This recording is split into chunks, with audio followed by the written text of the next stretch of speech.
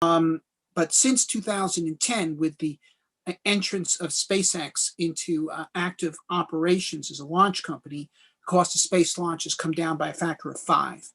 With the introduction of the mostly reusable Falcon 9 and Falcon Heavy.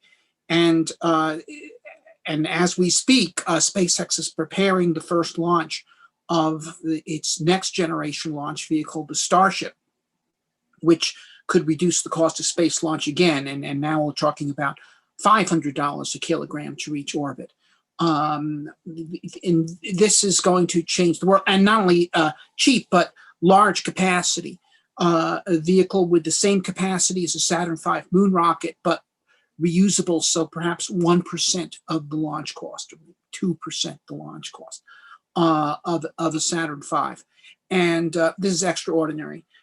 This is going to open up the moon. It's going to open up Mars. It's going to open up commercial space development. And, you know, the cheaper space launch is, the more satellites get launched. And that means the cheaper satellites become. And the cheaper space launch is, the less conservative spacecraft designers need to be. You know, for the past half century, the wisdom has been, don't use anything that hasn't been used before, because the launch is so expensive that we can't afford to take any chances on any new technology. And this has been a formula for stagnation in spacecraft technology. But with the launches becoming cheaper, it's possible for spacecraft designers to be less conservative, more adventurous, more new technologies introduced into flight. So the spacecraft are going to become cheaper, they're going to become better. Okay, they're going to become more capable.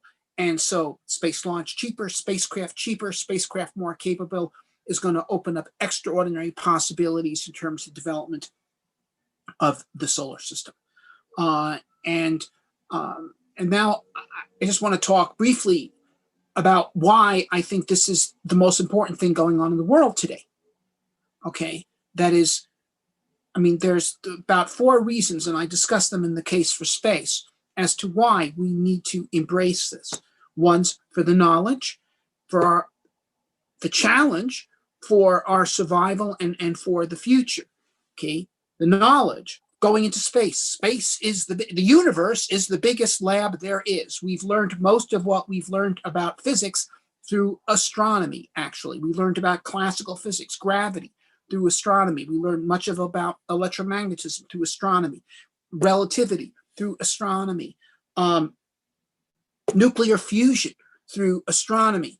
And there are fundamental laws of physics that remain to be discovered, and we're only going to discover them through astronomy, through grand space telescopes, dwarfing what we already have, which will become possible with new space launch. We're going to make fundamental discoveries in biology when we go to Mars, because we want to find out if life as it appeared on Mars, and I do believe that life did appear on Mars, because Mars, the early Mars, is very similar to the early Earth, and life appeared on Earth virtually as soon as it could after the early bombardment. But there's no reason why it had to be done exactly the same way as we did it here. You know, all Earth life is the same at the biochemical level. That is, it all uses the same alphabet. DNA, RNA, the same method of recording information. Just like all the Western languages. Okay, I speak English, we use the Latin alphabet. You speak, I don't know, Spanish or Portuguese. Either way, it's the Latin alphabet. The French use the Latin alphabet. The Germans, the Poles, they use the Latin alphabet. Okay, the Russians use a somewhat different alphabet, but it works on the same set of principles as the Latin alphabet. In fact, they have a common origin in the Greek alphabet. But the Chinese use a totally different alphabet. Okay, totally different alphabet, works on a completely different set of principles than the Latin alphabet or the Cyrillic alphabet does. It's not based on sound, it's based on pictures. It's a totally different method of recording information. And it has different possibilities, different strengths and weaknesses compared to what the Latin alphabet can do. Well, similarly, there could be different kinds of life, uses different information systems, which could involve totally different sets of possibilities.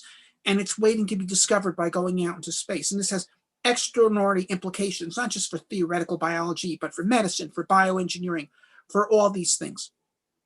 Okay, the next, is the challenge. I think civilizations are like individuals. We grow when we challenge ourselves. We stagnate when we do not. The United States benefited enormously from embracing the challenge of space. In the Apollo program, it encouraged millions of people to go into science. We doubled the number of science graduates in this country in the 60s at every level, high school, college, PhD, and we've benefited from that ever since. I happen to be unusual of that generation. I was one of that generation who entered science because of Apollo, but I'm unusual in that I actually ended up doing space. But the rest of them went off and they did the computer revolution.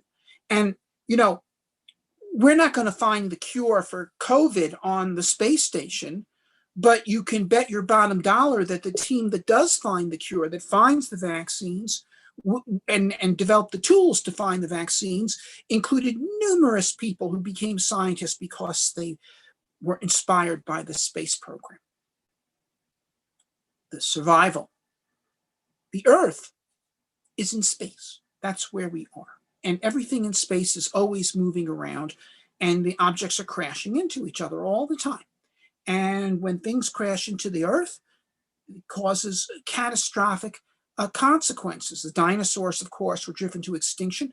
But this isn't just something that happened 65 million years ago. We had asteroids hitting Russia in 1908 and in 1947 and 2013 with megaton blast consequences. And we need to take control of this flight traffic. And it's only by becoming spacefaring that we can do that, gain the ability to deflect incoming asteroids. And then finally, there's the future. I mean, what are people in the future going to think about what's important today? You know, if you ask any North American or Latin American, I believe, what happened in 1492, they would tell you that was when Columbus sailed.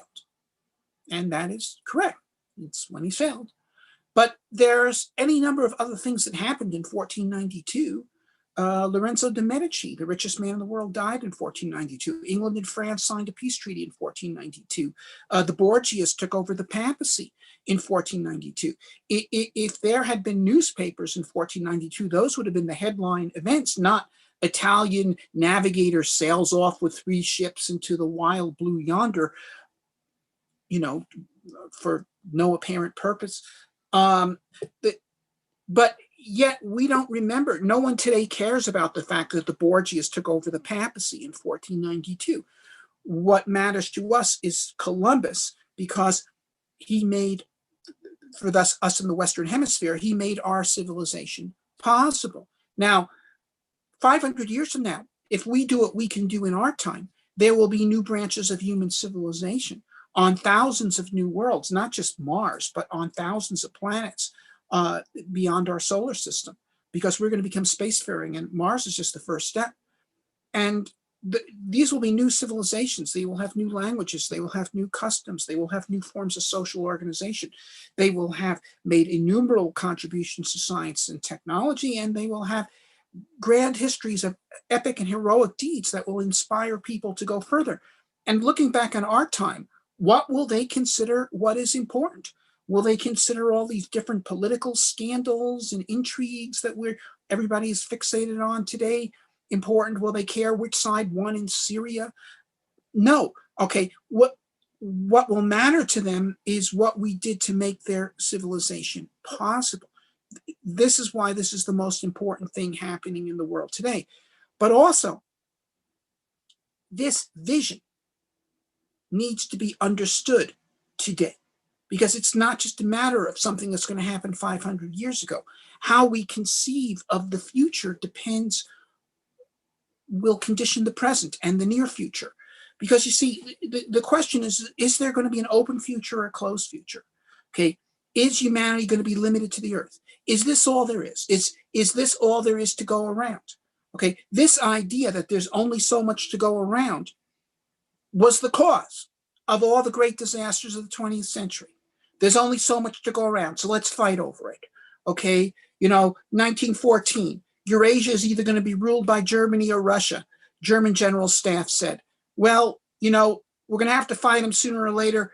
Better sooner than later, take them down before they industrialize. Japan and China, same thing. Japanese, 1930s, said, look, who's going to rule Asia? Either us or the Chinese. They're weak right now. We're going to have to fight them sooner or later, or let's fight them sooner. And today, there are people who think that the West and China are going to have to fight. And if that is so, then we're in a pre-war situation. And the only question is when and how. But if it is understood that it's not true that there's only so much to go around, that the Earth doesn't have limited resources because it comes with an infinite sky. And by working together, we can throw it wide open. And the universe is big enough for everybody. Okay. And there's no point fighting over provinces if by working together, we can open up planets. Okay. And this, it's not that we're going to bring oil back from Mars. Okay. It's that what we're going to bring back from settling Mars is an understanding that our resources are unlimited because our potential creativity is unlimited if we only put it to use. That is the understanding that will save us. That is the understanding that will create a positive human future. That's why we got to do that.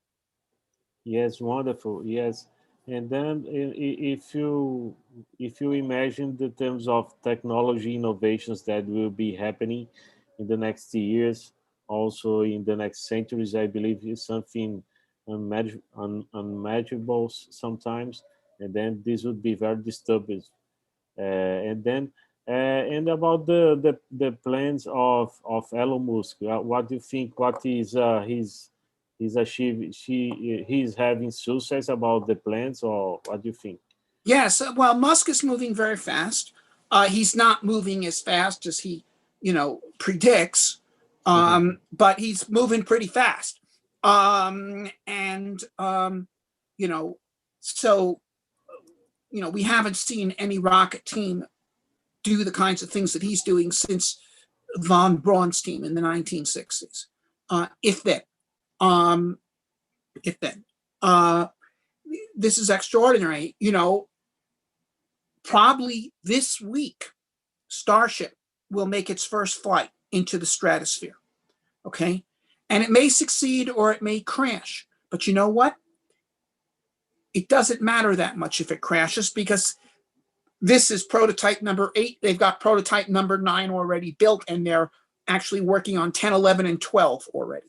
They're turning these things out at a rate of 1 a month. They're prepared to take losses.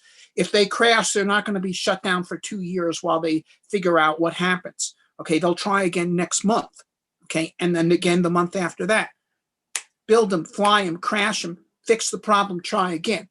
That's their approach. Okay, and it's really the kind of approach that happened in the early days of aviation. Okay, when people didn't wait 2 years after a mishap before they tried flying again. Okay, they kept trying till they got it right. And that's why air travel today is a success. By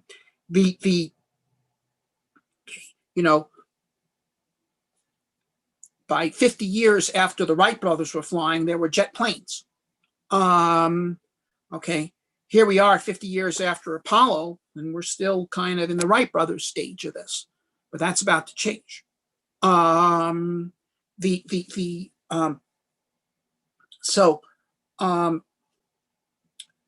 terms of Musk, okay, I'll tell you what I think. All right.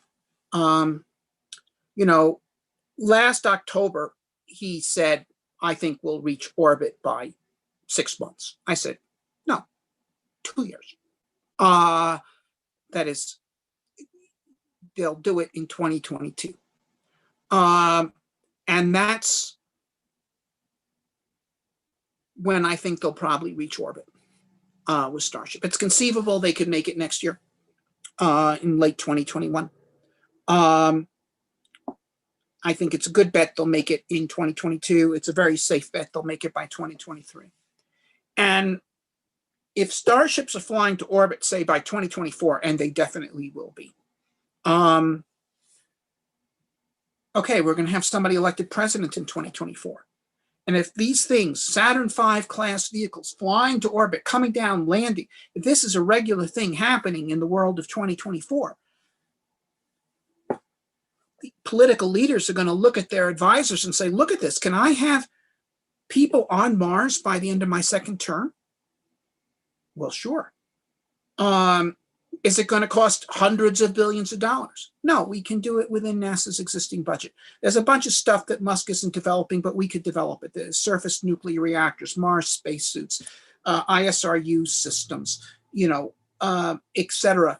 Well,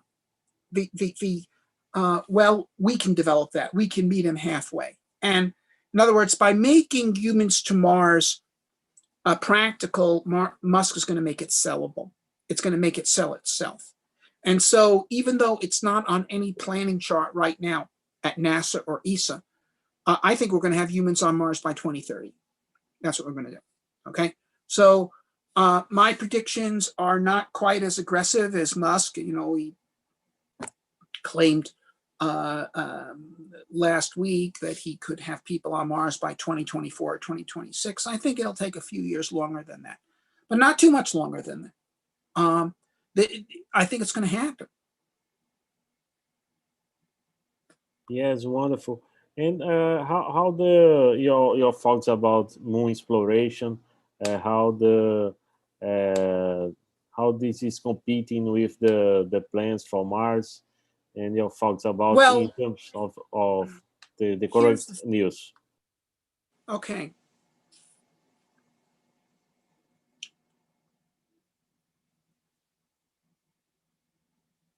I'm not a big fan of Trump, but the Trump administration did realize that NASA's human spaceflight program absolutely needed a concrete goal. That we've been going for the past half century without a goal, and therefore the accomplishments have been very limited of the human spaceflight program since the end of Apollo. Okay, in fact, the only really important achievement was the launch and repair and upgrade of the Hubble Space Telescope, which was important. But for 50 years of human spaceflight, that's not that much of an accomplishment record. So they set a goal. They said, back to the moon. Now, I think that was too conservative a goal. It's something we did half century ago. I don't think you can inspire the youth of today with the challenge of repeating what their grandparents did. And furthermore, Mars is where the science is, it's where the challenge is, and it's where the future is. So the goal should be humans to Mars. But they did, at least with their moon goal, put some sense of urgency into it, saying we want to do it by 2024. Now, they didn't act like they wanted to do it by 2024, it has to be said. Because if you want to go to the moon by 2024, you don't put a lunar orbiting space station in your program path that you don't really need. Okay. They're spending all this money on building a lunar orbiting space station, which they don't need. And what you do need if you want to go to the moon is a lunar lander, which is still in design studies at this point.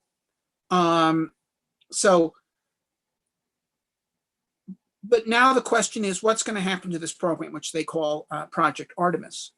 Because now, of course, we have a new administration coming in. This program, as I've said, is somewhat flawed in its design. It's somewhat flawed in its concept. Will it remain in place? I'd give it 50-50 that the Biden people will continue Project Artemis or just cancel it. Because it's not invented here, they're not responsible for it, and the arguments for it are not that strong. But what I do hope is if they do shift to Mars, which Obama claimed his goal was Mars, but Obama had no urgency in his program, that they take one thing from the Trump people, which is that if you have a program like this, it has to have a sense of urgency. It has to actually command the resources of the agency. It can't just be a dream that is talked about to have a nice dream. And But here's the thing, I'm not that confident that the Biden administration will say, okay, humans to Mars by 2030, this is our goal. I think the chances of that are modest. But I think the thinking within the political class is going to be changed by what Musk does.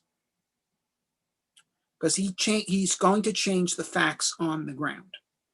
And facts are very powerful things. And so as I say, by introducing Starship, he's going to change the discussion. And instead of talking about humans to Mars in 2048, after we've built a lunar orbiting space station and a lunar base and a Mars orbiting space station, no, it'll be, we're really going to do this. Okay, wonderful. I know about your busy time, and then I will maybe be doing more 2 or 3 questions, and also open to the audience. We have Dr. Michaela Musilova from High Seas also with us, also Terry Trevino, Jonathan Alder, other friends from many countries, from India, from Mexico, from Germany and the United States. And then if one of our audience here would like to do some questions to Professor Robert Zubrin, are welcome. Also comments. Hello, excuse me.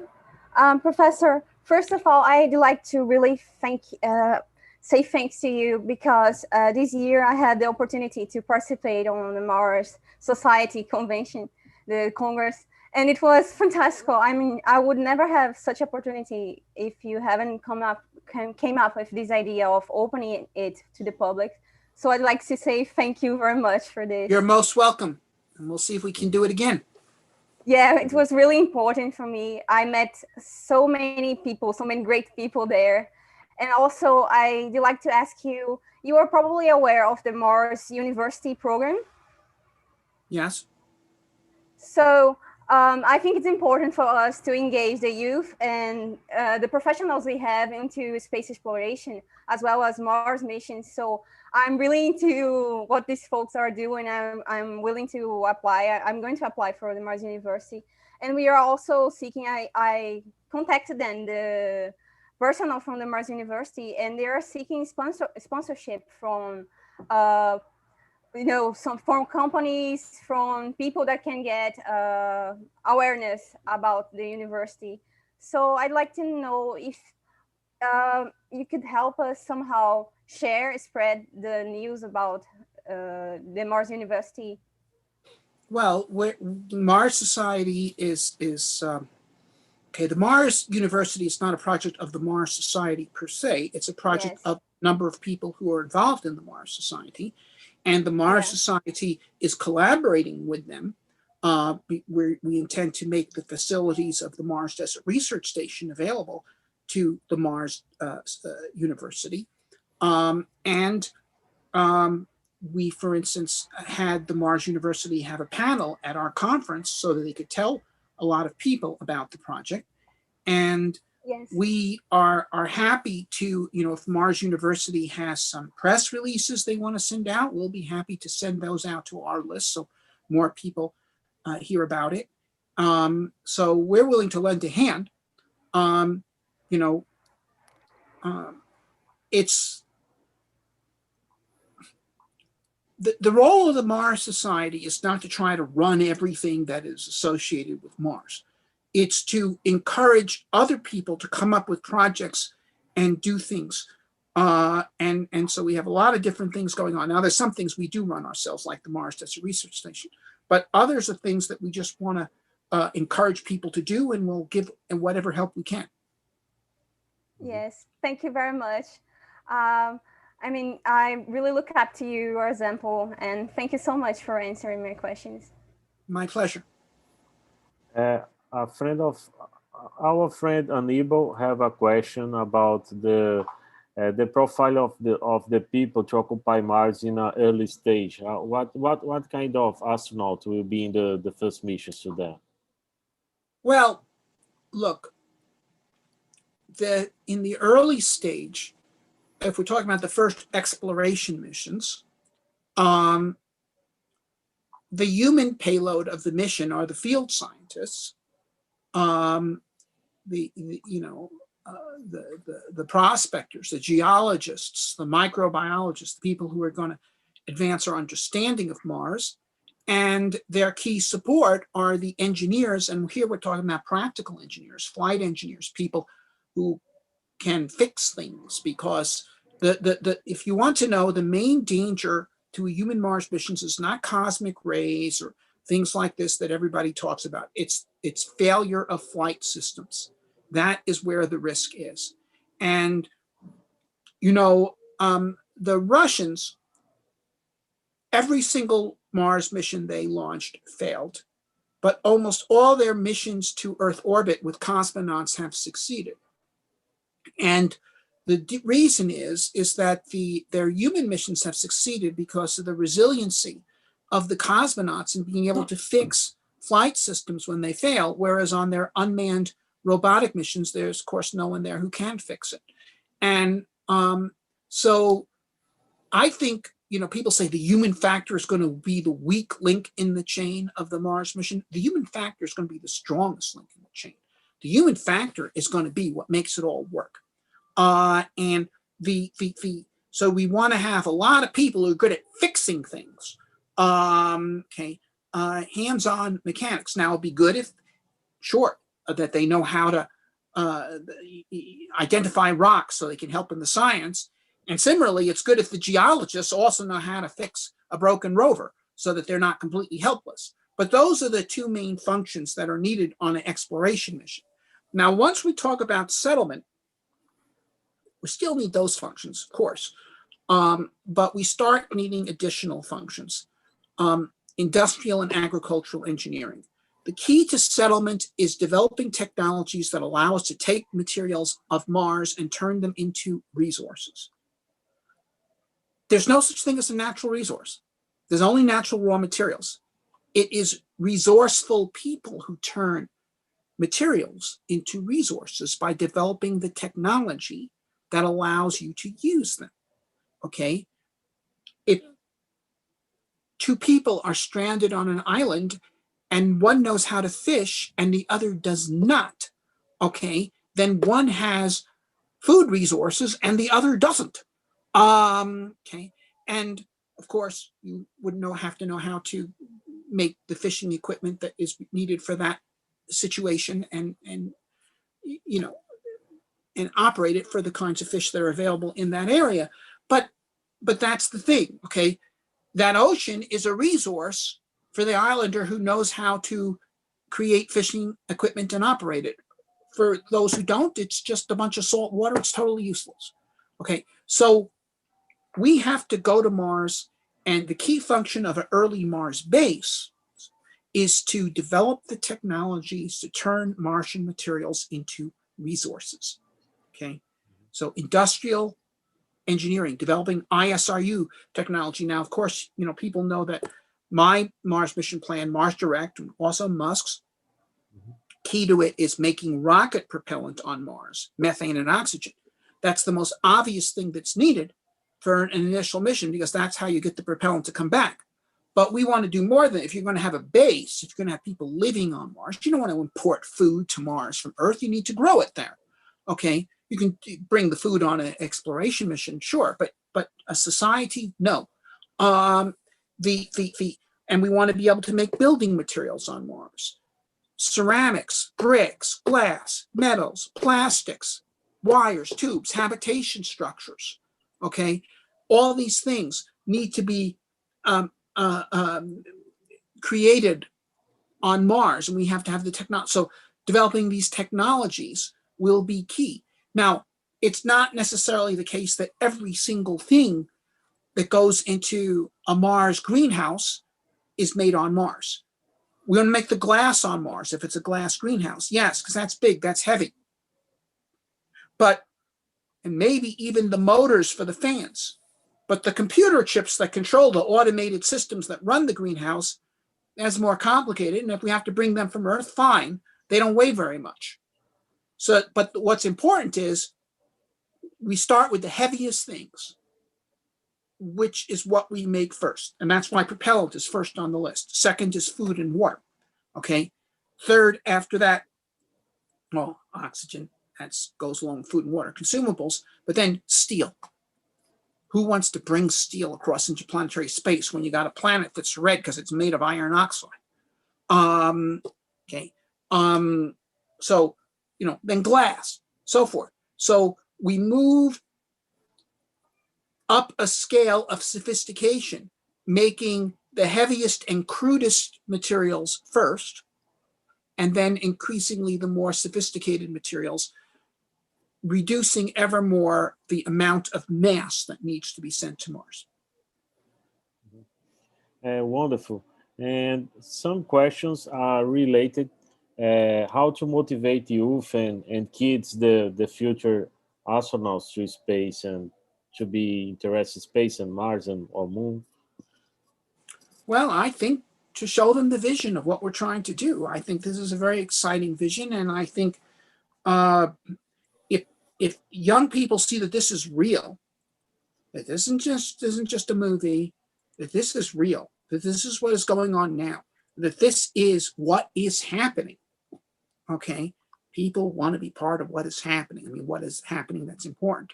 Okay, this is what's happening. Okay, be part of what's happening. Learn your science, and you can be an explorer of new worlds. Mm-hmm. Wonderful. Yes. Also, if maybe more one question, if someone would like also do with your own voice, okay, you can do one last question for Professor Robert Zubrin. You are welcome. Okay. I would like to thank Professor Zubrin for all his contributions and intelligence to space research and to everything that we're trying to accomplish. And to elaborate on when you're talking about weights, I know the last research that we did, the cost per pound to lift off of the planet Earth is around $24,000 just to lift 1 pound off of this planet. Well, that used to be true, but in fact, at this point, using the Falcons, it's more like $1,000 a pound, $2,000 a kilogram. That's the advantage of reusability. So yes, the number that you just quoted was true until not too long ago. And that, of course, is too heavy for substantial space. That's too costly for substantial space development. But that is a problem that we are in the process of fixing. Yes, and with Starship program, I believe Elon, the Musk Foundation, I think they're tackling that pretty well. Yes, they are. Yeah. Thank you. Sure. Okay, Professor Robert Zubrin, if you have a last message to the audience of the event, you are very welcome. And also the plans for Mars Society of 2020. We know about the pandemic is impacting also the Mars Desert Research Station. And then what are your thoughts about the next year of the operation of Mars Society? What happens at MDRS is somewhat dependent on what happens with the COVID pandemic. Right now we've postponed opening it until I think February. I could be mistaken about that, but that's the last I heard. This thing has got to be got under control. It's very difficult for people to travel. We certainly don't want to have a COVID situation break out in the MDRS. Social distancing is impossible inside of MDRS. So on that, we have to wait and see.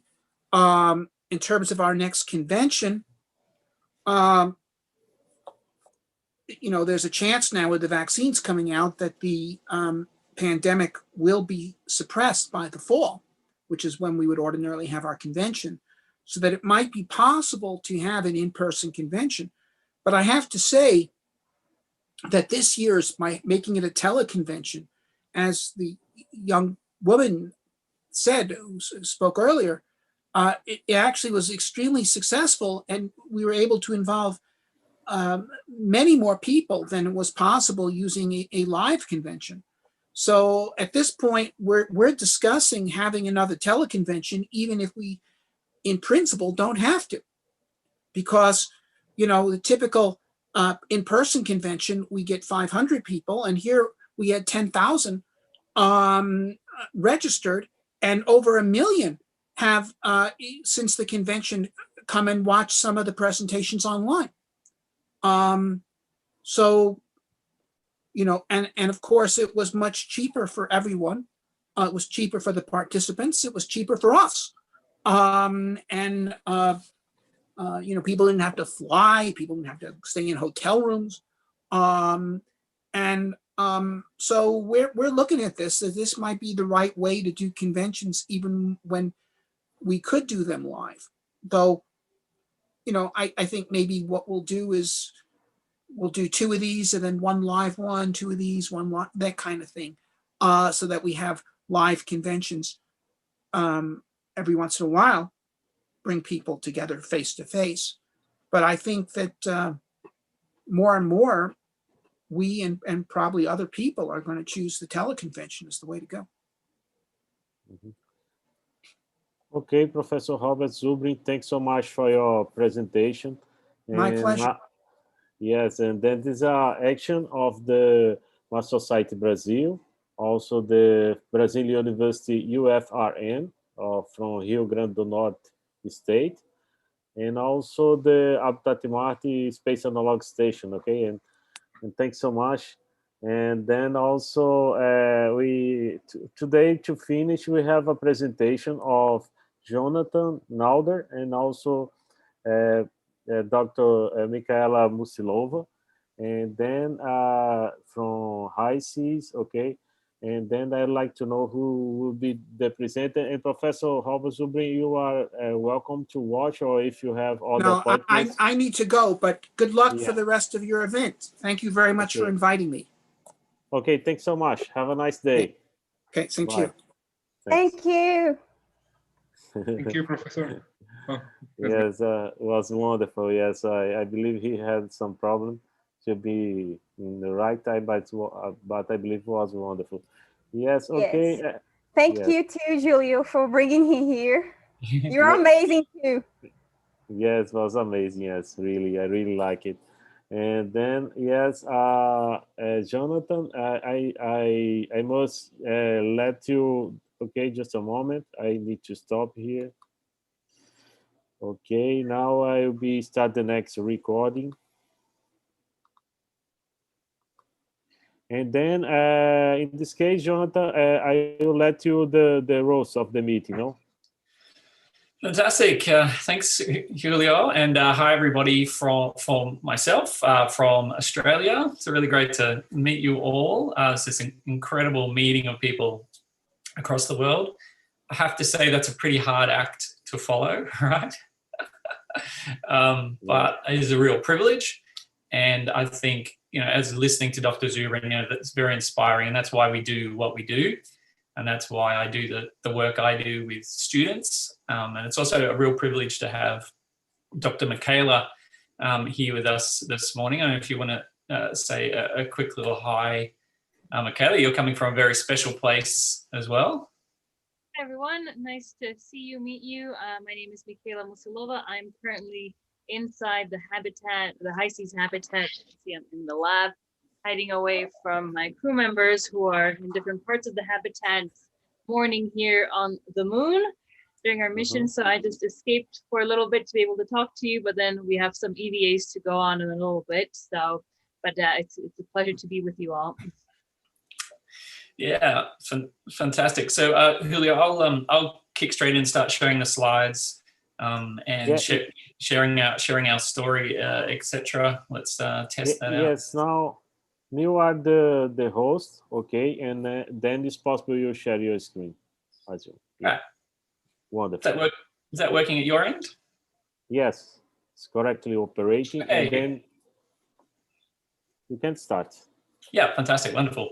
Yeah, so this is our topic that we want to share with you, and it's all about passing on all the the research, the concepts, the successes, etc., the advice from analog space habitat research directly to K-12 STEM students. And what we want to try and cover today, we'll give you a little introduction, obviously, into ourselves and our work. But we want to talk about, how humanizing STEM education is really essential to broaden its appeal to as many students as possible. We want to talk about what's the process look like, taking analog habitats into K-12 education.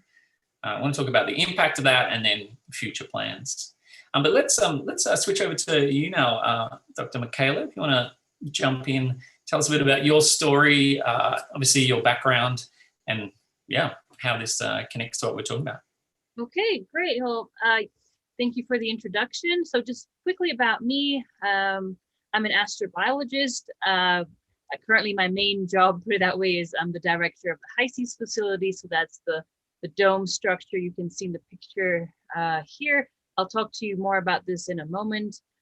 So briefly about me, my background is in geology, astrophysics. You can see some pictures from those times. And as an astrobiologist, I specialize in life in extreme environments. I've done research in various Arctic environments and also during analog missions. You can see in the orange spacesuit in the picture on the slide here, I was at MDRS as well on a couple of missions as commander. I've worked for NASA and I'm still working with NASA these days. But now my main work is here in Hawaii, directing missions at HISES, but I've also now taken part in over 20 analog missions at HISES myself as commander. So it's kind of really being in the job or part of it. I'm also involved with the International Space University. I'm a faculty member there. I'm originally from Slovakia, and there I function as a visiting professor at Slovak Technical University, and I'm vice chair of SOSA, which is something like Slovakia's equivalent of NASA. So you can see me in the top right picture with our first Slovakian satellite. And so back to where I am right now. So I'm actually in the HISES station right now. We're doing an analog lunar mission. So quickly about the facility, if you're not familiar with it, thank you for the slide. This is what the inside of the habitat looks like. It's a panorama picture, the picture on the left. So it looks a little bit more spacious than it is. It's only about 12 meters in diameter. So it's a bit wider than the Mars Desert Research Station habitat. But overall, in terms of area, they're about a similar size because we don't have a separate building for the greenhouse or a science laboratory or an observatory. So definitely cool perks of MDRS. And the important thing is that it's a space shared by 6 people. If you look at the picture, you'll see we have some desks on the right. And then right next to it, this open area is basically where everyone exercises. But right next door is a kitchen and a dining area. So you have to be really adaptable and learn to live with a lot of noise, a lot of people around you, very little privacy. There are cameras everywhere, and our little bedrooms look like the one that I'm sitting in there in the picture. That was when I was going to be part of an 8-month long mission. So you see, I had a couple of things with me, and it was quite tight in there. So it's really, we look for people that are good team players, adaptable, know how to communicate well, and just, deal with these kind of less comfortable conditions, put it that way. Next slide, please. The food we eat on these analog missions is all freeze-dried, so either in the form of powder, you can see in the top part of the picture, or these kinds of granules. I joke that it's something like dog food if you look at the pictures on the right-hand side. If you're unfortunate and you have a bad cook on the crew, the chicken and beef, the only difference is the color. So those are the 2 things you can see on the right-hand side. And the main meal will become this kind of mush you can see in the pot in the middle. But if you have good chefs on the mission, you will forget that you're eating freeze-dried food. Next slide, please. This is quickly just about water. So we have very little amount of water that crew members can use on missions. Usually we encourage each crew to only use 100 gallons of water for 2 weeks.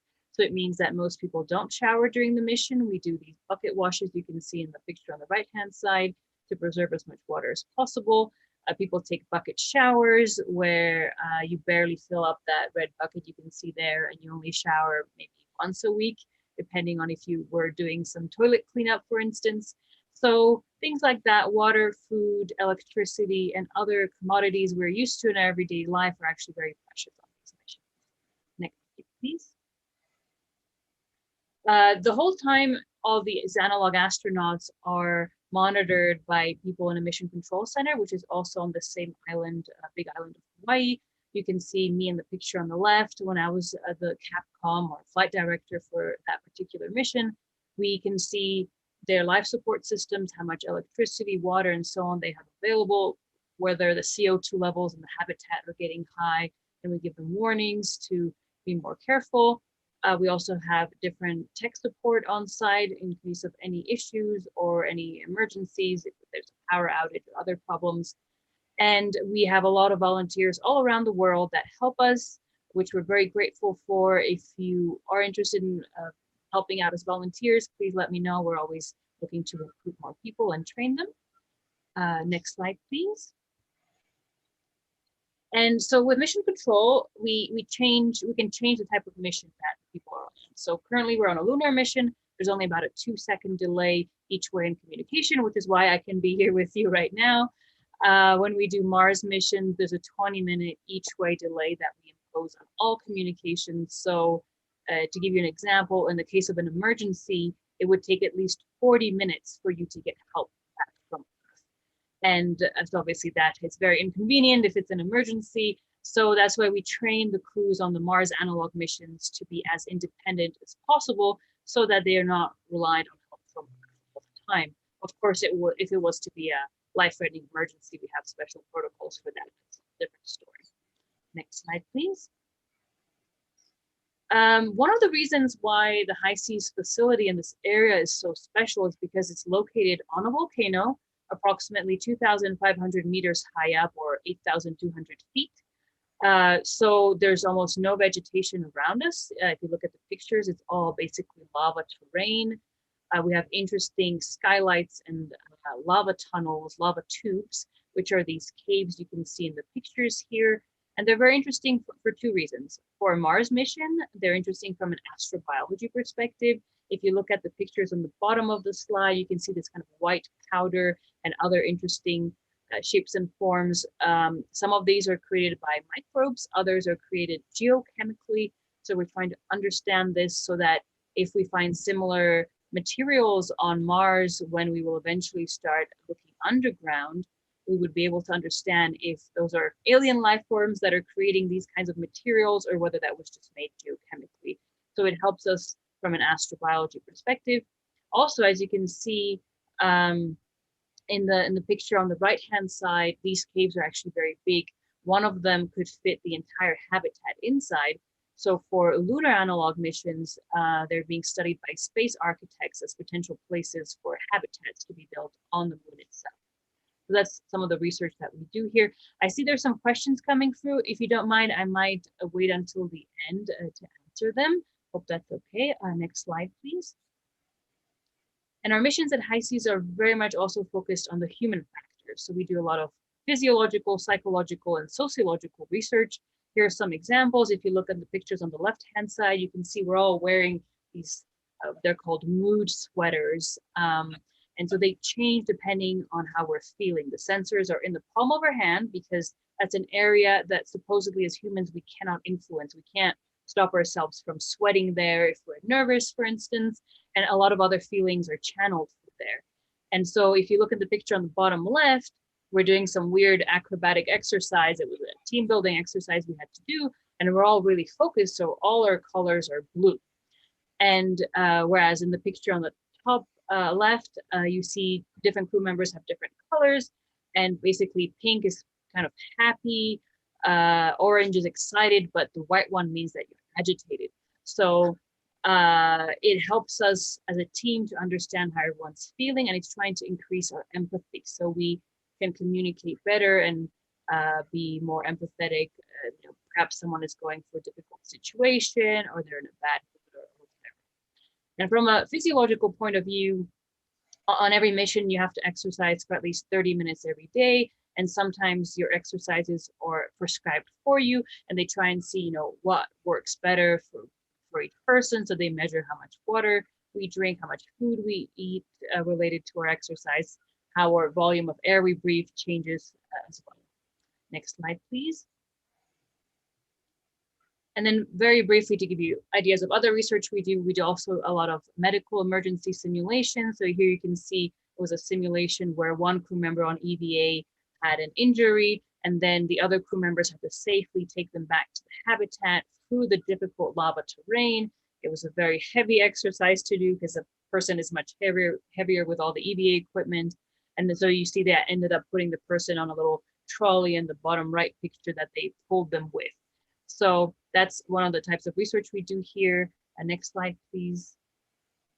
These are also some space architectural projects we do here, where, for instance, in this one, the space architects covered the entire habitat in black and white colors to see how sensitive humans are to color and how much they will miss color when they're not exposed to it. And indeed, after a week of being only in black and white conditions, some crew members were starting to get really agitated, and they literally ripped off the white paper coverings of the walls as soon as they could. So that was an interesting thing to study. Next slide, please. And then we also test many types of different technologies, rovers, in situ resource utilization technologies, robots, and so on and so forth. So it's a great place inside the habitat, but also outside to test technologies relevant to going both to the moon and Mars. Next slide, please. And finally, the topic that we're talking about today, we also do a lot of outreach and educational work.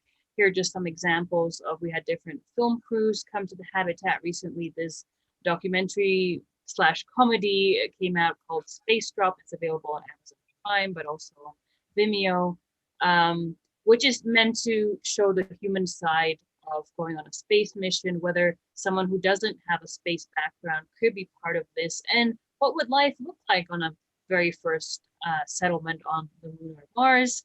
So that's some of the stuff we do. And then we do a lot of work with students. Next slide, please. This is an example of a competition that I ran in Slovakia called Mission to Mars. It was designed primarily for high school students, but I'm trying to open it up to different age categories as well. And the idea was that students and teams all across Slovakia had to design an experiment, and the best experiment that won, I would take on an analog mission with me and complete for the students that won. Next slide, please.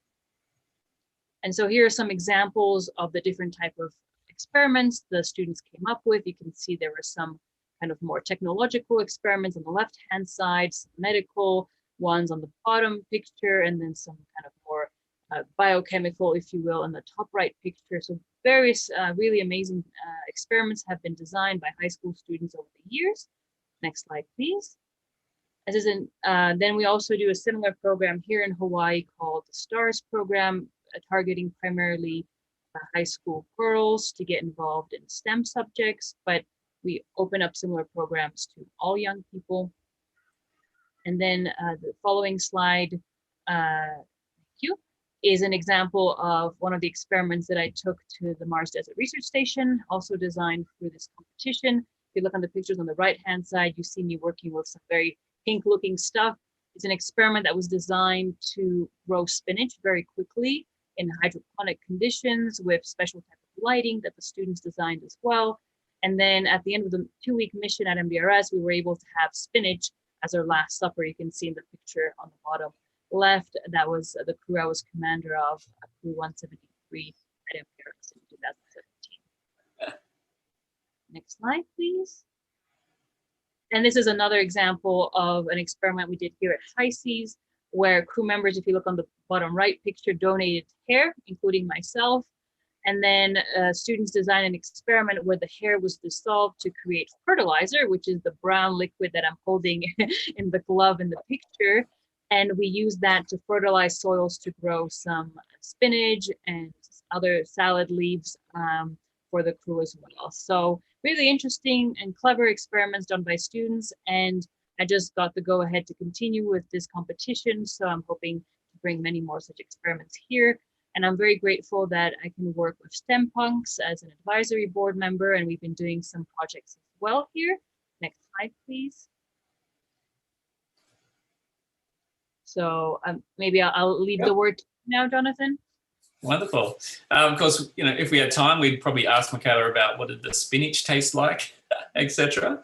But let's keep moving on. Thank you so much for that overview. That gives us like such a great idea about, you know, the reality of being of your work, but being in the habitat. Now, me myself, I've been in education for about 20 years. So I don't have a traditional space industry background, but really fascinated by how space can fire students' imaginations. And I have a connection with the Mars Desert Research Station myself, a small one, where I actually got to meet online members of the crew 173, and that include Michaela and the crew that were eating the spinach. Actually, as one of the members was an Australian, Dr. Richard. Yeah, and then I got to visit the MDRS for a day as well, and really came away inspired by you know, how can we connect students, and I'm talking about students in K to 12, so elementary, primary school, and high school as well. How can we connect students with that? So yeah, we'll go through this sort of this 4-part story then about doing that connecting. And the first one that's really important for me is the idea of humanizing STEM education. That's something that I have been very passionate about, and STEM punks, who I work with as well, I have that mission, I guess, by focusing on the real problems, real world problems, not technology or science in isolation. And for me, you know, as I was saying, you know, what could be more inspiring than the idea of, you know, us actually going out to explore into space. And the first stage of that, what it looked like was me here in Australia, and I also got to do this in the USA, but actually going into schools and running these workshops. And I have a drama teacher background, so we did a lot of role play, and we had space objects and VR. We also had a lot of input into these sessions from Mars Society members here in Australia. So we had people like Dr. Jonathan and Dr. Guy Murphy, people who've been on missions who could actually Skype in and talk to the students. And I'll never forget, we had one of them Skype in one day, and we had some year 9 boys. And I don't know if you remember what high school was like, but year 9 boys can be a bit annoying kind of stage. And the very first question that was asked of our Mars Society expert was, you know, will we have Wi-Fi on Mars so that we can play Fortnite? Classic year 9 boy question. But actually, when we got into it, it turned out to be a fascinating question, because it's really about that desire. I mean, we want to connect with our friends. Will we be able to do that on Mars? We'll be able to play games together. And even though it seemed like a bit of a typical teenage showing off question, actually behind that, yeah, there was this real human element. We have some seeds, radish seeds, that have been to the ISS as well via an organization called Space Nation. We got the students by the end of these sessions to take all their new knowledge and start designing what would Mars need first if it's going to be a place where kids would actually be happy to live. What would that be? That might be a type of sport that can work in Mars gravity, or all kinds of things that the students came up with in these face-to-face sessions. And then this year, 2020, I guess the next stage has been very much about, well, we need to do this online. We need to find a way for students to be able to experience this, you know, by logging in at home. And so that's really been what we've been working on this year. And it's been fantastic to connect further with Dr. Michaela. And she's had this really influential video that she made for our students. And this year, rather than just focusing on Mars, we gave the students a choice of anywhere in the solar system. And the question of, what would a habitat need to look like if humans were going to be happy living away from Earth? We let the students choose the location. Could be Lunar, could be Mars, is still very popular, but then all kinds of other places throughout the solar system. And Michaela's video basically talks about, okay, like her key advice to the students. And we'll have a look at some pictures of the student designs later, and they always listen very closely and then try and incorporate her advice into the designs that they make. I've also been really privileged through Space Nation also to have a really inspirational video from Colonel Greg Johnson, who's a former shuttle pilot. Just really gets the students in the zone so that their designs, are really, really much richer. And then as part of that, like involving Dr. Michaela even more, actually, I'll let you talk about this one, Dr. Michaela. Okay, thank you. Yeah, I was really grateful to Jonathan's input because we're hoping to get as many young people, but generally the general public all around the world involved with some of our missions. And so we asked people to ask questions for the crew, anything they want to know what our mission is like. And Jonathan kindly spread the word to a number of his students and other people he knows for the STEM Punks network. And we got a lot of amazing questions back. And so the whole crew took turns answering those questions. And then we prepared them for the public and posted them on social media. And we'd love to do many more such incentives. So I was very, very happy that we had this kind of communication from the moon to Earth going on and young people being involved in the work that we do. Yeah, and it was just wonderful for those students to be able to actually get that answer back, from you guys who were on mission at the time, and you didn't just, send a short little answer back, from the Selene One crew. We got these really fantastic in-depths, and that's the kind of thing that will impact those students at their younger age and inspire them as they go on. So really, as we talk about what's been the impact of on students of having this stronger connection with analog space habitats. And there's really that sense of agency and belief, I guess, that that they can find a place in the space industry. And here where I'm based in Australia, we only recently got a space agency for real. And there are rocket companies and satellite companies, and there are a range of space industries now, and it's a real thing. And connecting with the space analog research and habitat people who've been on these missions really helps them understand that that's a real thing now. It also means that their designs, when they're working on their designs, you can see some pictures. Here we use a 3D design tool called CoSpaces, which helps them quickly visualize their ideas and start building in the pieces. They can also then see their creation in virtual reality and walk around inside their creation. Or they can hold it. There's a merge cube that we use for augmented reality, so they can actually hold their design. And they do a much more detailed work on their bases, having had the experience. But also there's a greater love for STEM. Really, they go much further in developing their creative problem solving skills and going back and changing it and editing, even days after the class. We'll see them logging back in, etc. And there's also been a greater interest from girls, which we've noticed. So I'm a father of two girls myself, and it's probably well known that traditionally a lot of STEM industries haven't been, I guess, being seen by many girls as much of a pathway. But by focusing more on, I guess, the human and the creative problem solving side of STEM, we're seeing a much greater interest from girls coming through. All right, so as far as our future plans go, just finishing up now, we have something called a Smart Space Garden project. So with STEM Punks, we use a microbit platform, which some of you may recognize from BBC, that students can code themselves. And we make that with a garden sensor. And so we've got one of these on the way actually to be tested and tried out at High Seas, so that there's this sort of flagship project where this is in place at High Seas for missions, but students can do it themselves, in their own classroom or in their own house. They can do the same experiments and work that's being done at High Seas. So will be a fantastic direct connection. And then also we want to go to a next level of having a Space Punks student ambassador program. So identifying all the students who've really excelled and shown interest across the classes and really responded well to the connections with High Seas and Dr. Michaela, etc., and giving them opportunities to be mentored and go even further. So that's in a nutshell. That's the work that I've been doing, and then connecting with Dr. Michaela, and she has her great student programs and making as much of this available as possible. I'm going to put the link to the slides again into the chat so you can download them and look at them as well, and that'll give you our contact details. I know for me, it'd be wonderful to talk to more of you. I know many people on the call here have analog habitat experience as well. You would probably have some great stuff that you could share with our students as well. We'd love to involve students in more countries as well in being in the classes and having this experience. So you may know students that you would like to share this with as well. So yeah, there's our contact details. It'd be awesome to keep in touch around this topic and theme. And thanks very much, Julio, for the chance to share it. Yes, thank you so much wonderful. for having us.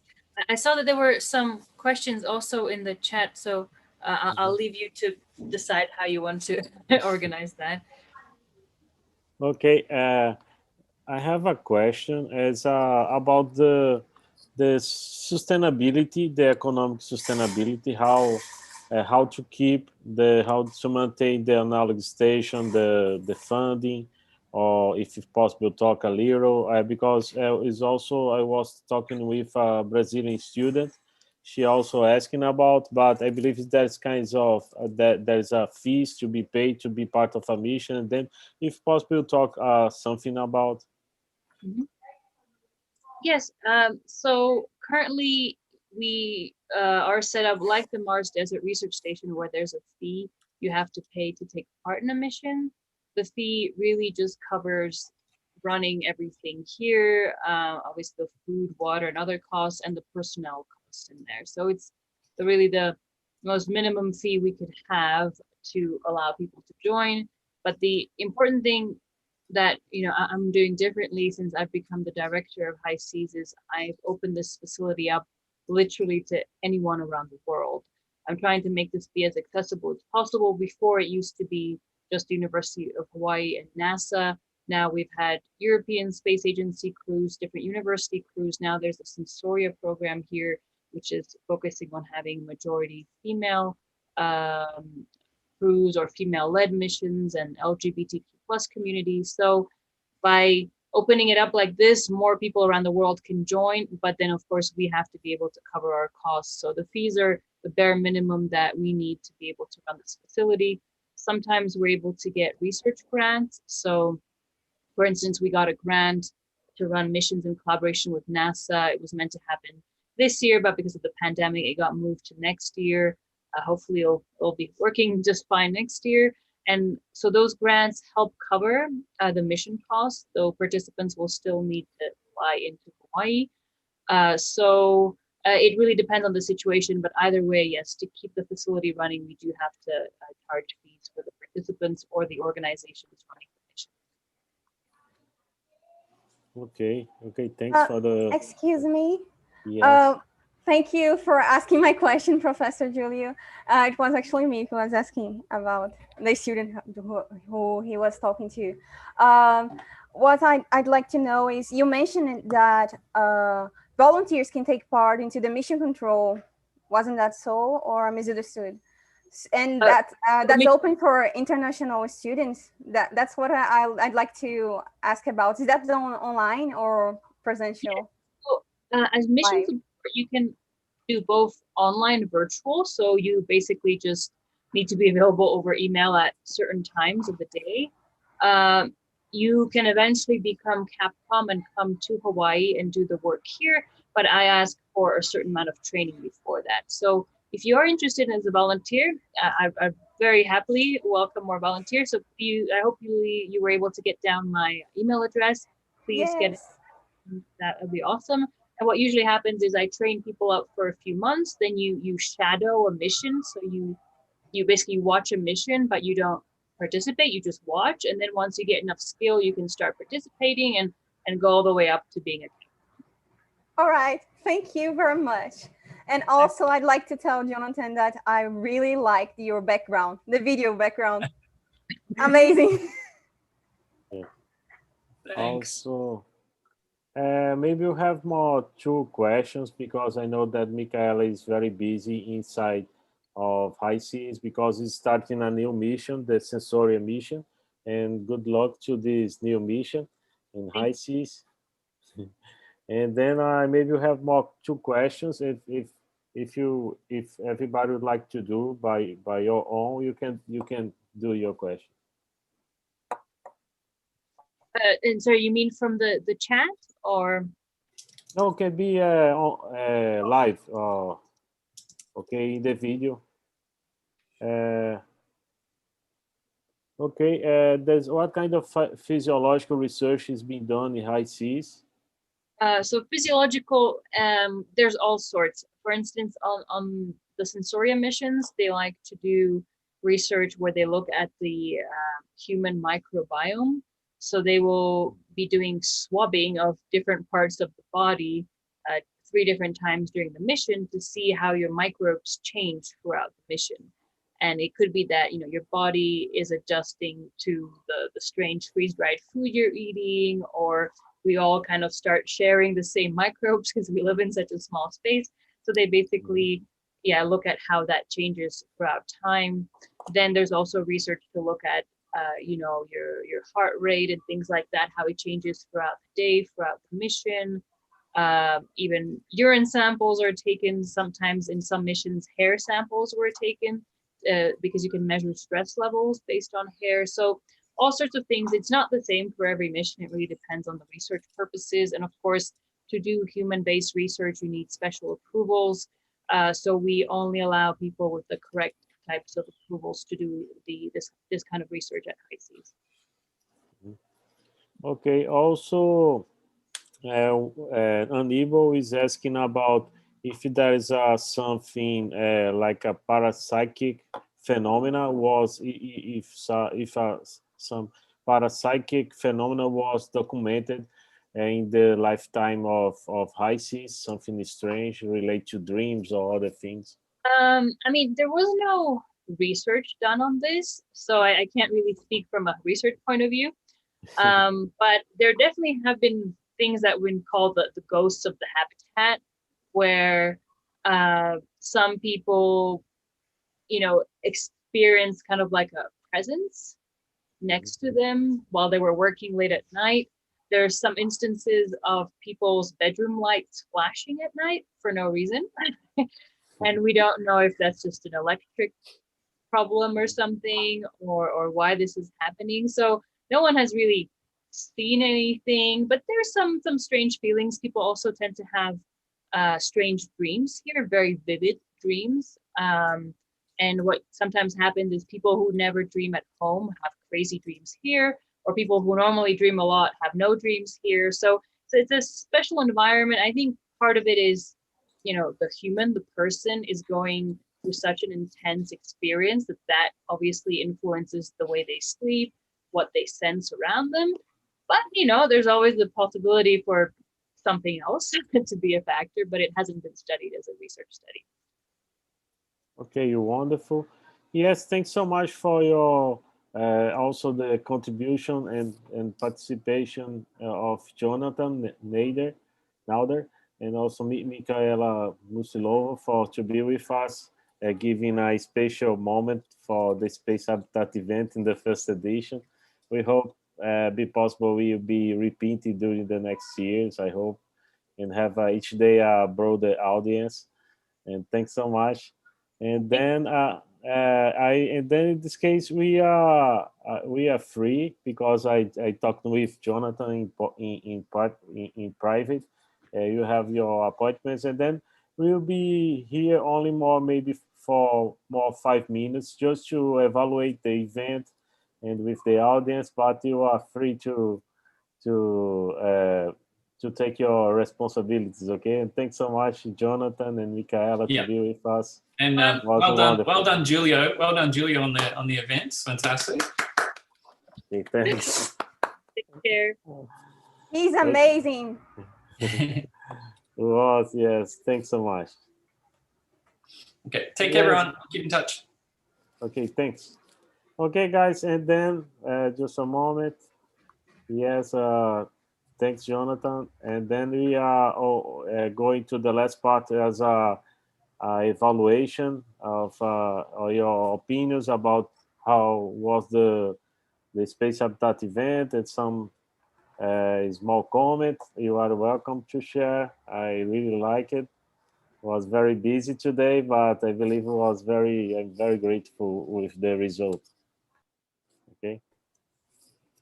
Yeah, as always, you always deliver a very good job, Professor Julio. Seriously, this year, one of the best things that happened to me was actually meeting you and Habitat Mars. You're an amazing person. You motivate us so much.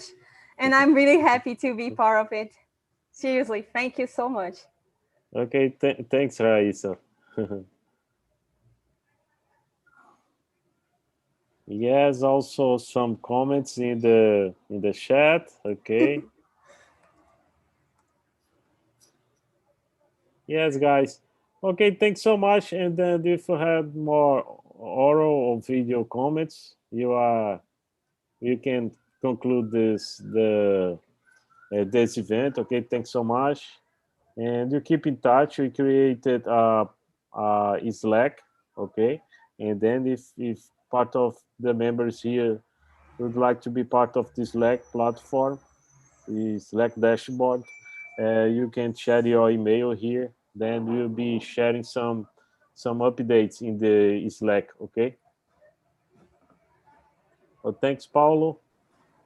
Thanks, Fernanda. Thanks, Raíssa, Terry Trevino.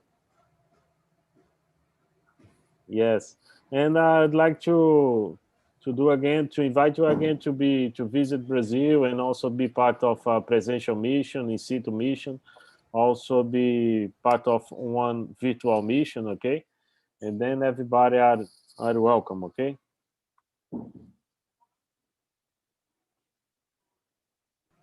I highly recommend participating on the virtual missions if you haven't yet. Yes, yes, thanks so much. It's also a point for do new partnerships and new friends, no? Okay, guys, thanks so much.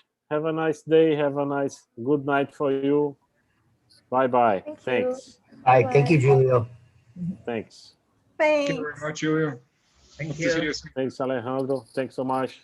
Tchau, Paulo, Luziânia, Eduardo, Federico, Tchau, tchau. Bye. Thank you. Cecílio, Letícia, everybody. Thanks so much. Thank you.